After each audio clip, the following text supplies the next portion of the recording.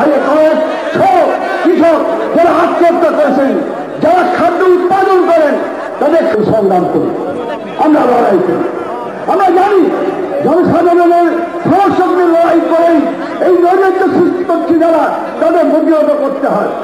তারা দেশের বিশেষ করে বিরোধী দলের পক্ষ থেকে তারা নৈরাজ্য সৃষ্টি করার চেষ্টা করছেন, তার সঙ্গে যুক্ত হয়েছেন মাওবাদীরা।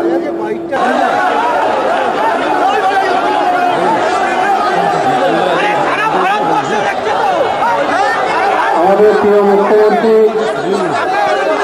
তিনি আমাদের জায়াতে মঞ্চে এসছে।